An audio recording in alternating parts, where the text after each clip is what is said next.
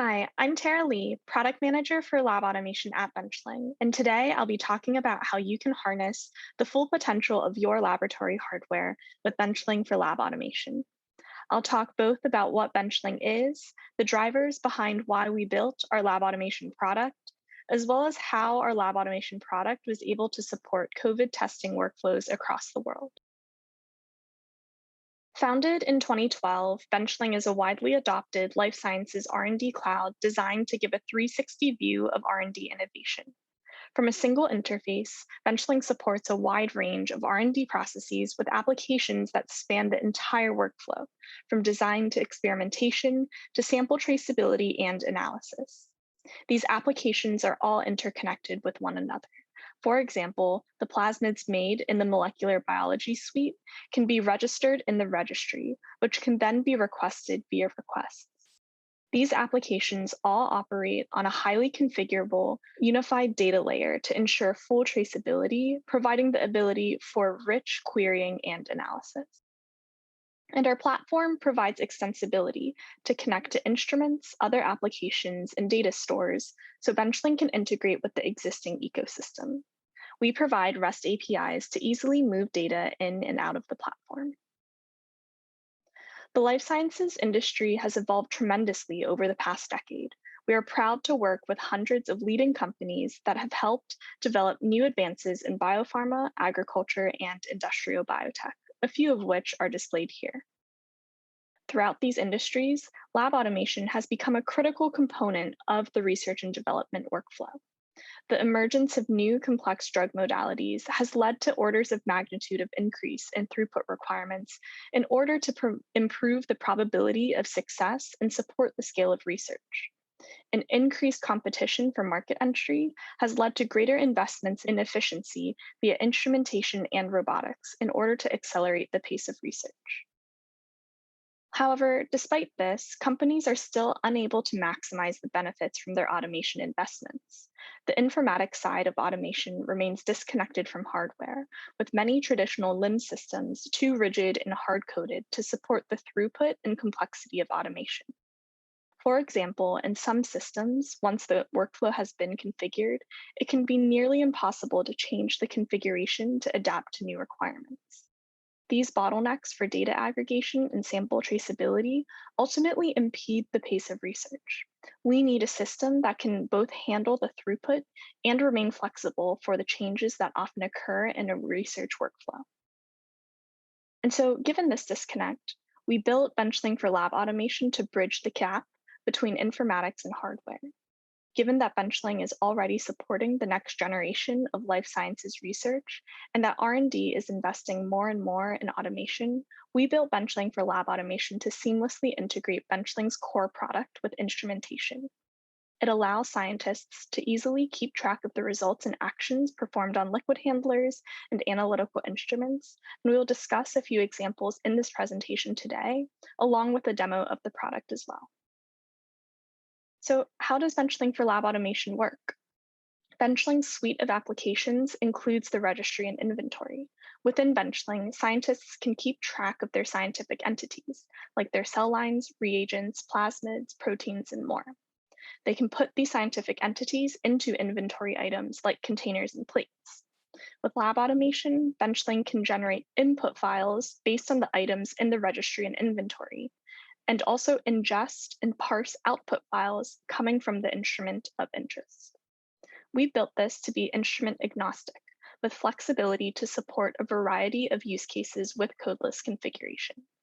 We partnered with leading biopharma and industrial biotechs to support use cases such as hybridoma screening, enzyme development, and NGS. Benchling for Lab Automation was released in January 2020. And soon after we released it, the COVID-19 pandemic changed everything. We began to see our customers invest in COVID testing capabilities, and we quickly realized this product could be used to power testing at scale. Two of the companies we supported in their COVID testing efforts were Corteva Agrisciences and DTU, the Technical University of Denmark. We were able to get these teams off the ground in a matter of weeks due to 4 key capabilities: Benchling's native ability to track complex relationships, our intuitive approach to automation, the platform's rich API extensibility, and our highly iterative configuration that adapts in real time. When dealing with patients' derivative samples and COVID diagnostic results, the legacy way of working isn't going to work. Handwritten notes and versions upon versions of Excel sheets go from being inefficient to being impossible with high throughput. Increasing scale and turnaround time means you need expert data management to easily store, retrieve, and make sense of the data. Benchling for lab automation is centered around our core relationship model. We build your workflow so we can track the end-to-end lineage from patient to sample through PCR intermediates to the final result.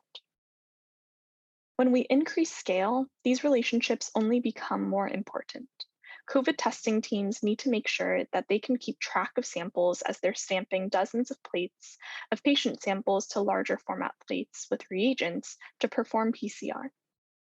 Benchling for lab automation natively creates these links during plate operations so that the lineage and chain of custody are recorded. All intermediates are captured to track the actions taken, and everything points back to the patient and sample. Setting this up doesn't require any time or effort. It's a core part of our product. Scientists interface with automation from Benchling's lab notebook, creating an intuitive flow between manual and automated actions in the workflow. Data ingestion after the run can be entirely automated to ensure data capture is timely and accurate by removing the need for scientist action. Benchling is built on our fully extensible platform with a logical integration architecture. Corteva, for example, was able to connect to providers, instruments, and existing software to get this testing workflow up and running in a matter of. Now I'll do a demo of Benchling for lab automation using an example COVID testing workflow. In this demo, I will be showing how Benchling can generate an input file for a liquid handler that takes an extracted sample plate and combines it with forward and reverse PCR primer plates to create a plate of the PCR product. From there, we can upload an output file from the theoretical liquid handler to update Benchling to reflect this transfer and record results on the PCR product plate. So now I'm in the Benchling system and I've opened up my Benchling entry where I'm going to be demoing the COVID testing lab automation run. This run is, like, as I mentioned, going to generate the input file that's going to combine the extracted sample plates with the forward and reverse primer plates. And it's going to create these PCR products into my empty PCR plates. I'm also going to be able to enter in what volume I want to take out for my extracted sample plates, and I can include that in my input file as well. And so let me now fill in the plates that we're going to use. So I can search for the different plates that have already been created that I'll be using to create this run. As I fill out these different plates, we'll see that they turn into links that once I click create, I'll be able to click onto them and see exactly what's inside as well. So now I'll click create. And first, before I actually hit generate and generate the input file, I wanted to first show you what these plates actually look like in Benchling. So if I click on this extracted sample plate, you'll see that it's going to load up my sample plate and it's going to show me the contents in each of the wells. Here I just have example randomized sample numbers, and they each have a volume of 100 microliters in each of these wells. Similarly, I can also check and take a look at what's in my forward primer plate, and you'll see that it's the same forward primer in each of the wells of this plate. So what I can go ahead and do now is click generate, to generate my input file. And what it's doing is it's taking the information that I entered into the fields above, looking up the relevant information, and creating a CSV uh, that will map all of the actions that a liquid handler would need to perform. So if I open up my CSV, I can share what that looks like.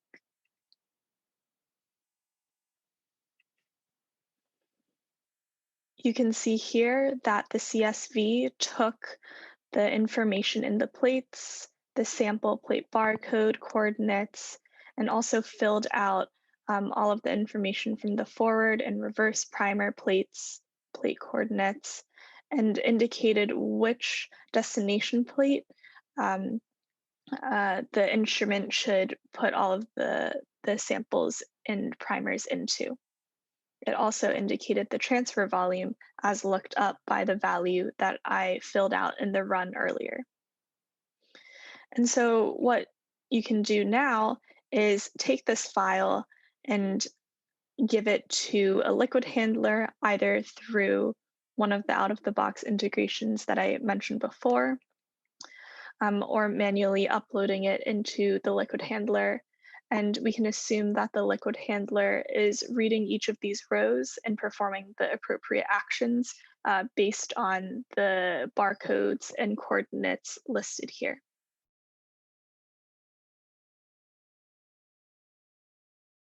And so now going back into my entry, from there, let's assume that the instrument finished the run and it provided an output file that looked very similar to the input file. And now we want to say that in Benchling, it performed all those actions and it created those new PCR products. So first, very quickly, if I click on this plate, we can see that it's empty. There's nothing inside of it. This is the destination plate where we want our new PCR products to be created. And so if I upload that output file, what will happen is that once I click process, it's going to process the file in the exact way that is configured, and we can create those new PCR products into that plate. So I'm going to drag the, again, theoretical output file into the system. And now I can hit process. And so what's happening in the background is that Benchling is creating a new PCR product for every single row in that file and creating it in the empty destination plate specified. So now if I click onto this plate, I can see that before, while it was empty before, now it's been filled with the PCR products.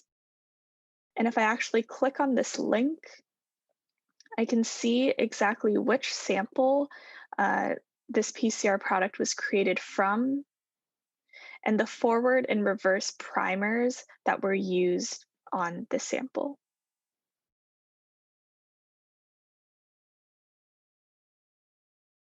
So from here, with the test results, I can also now upload test results on those PCR products and upload it directly here.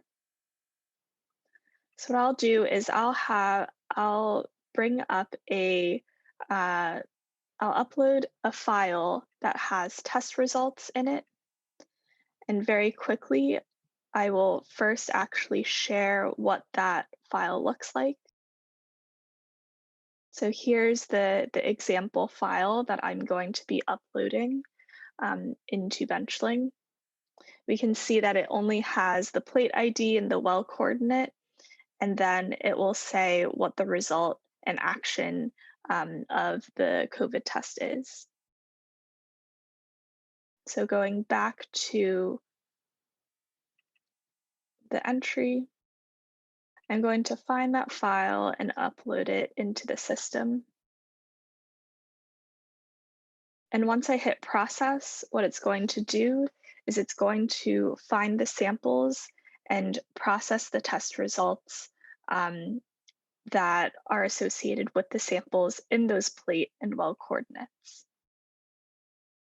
And so now if I take a look, I can see that it found the sample in that plate and position and is giving me giving me the result and action that correspond in that file.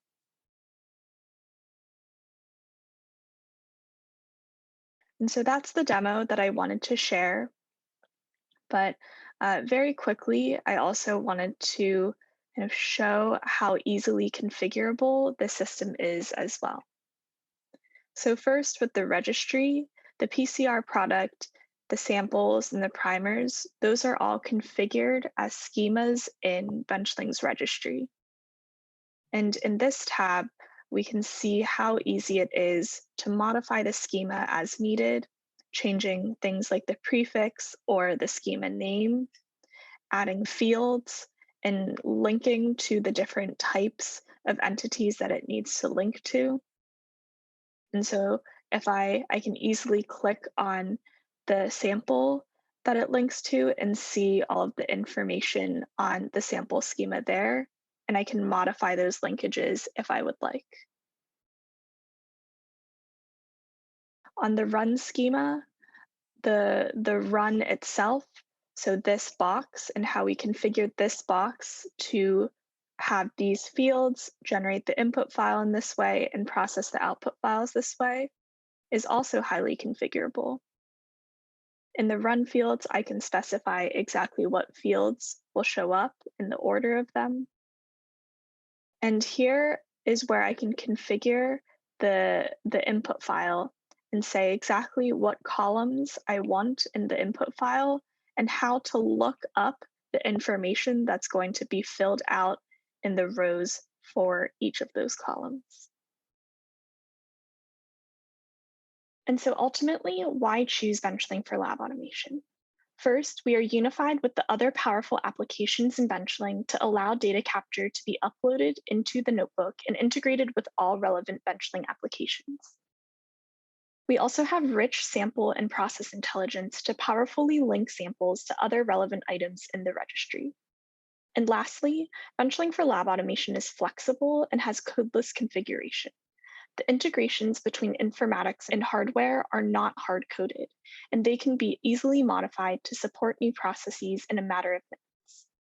Thank you for attending. To learn more information or set up a demo with a member of our team, please contact Selma at benchling.com.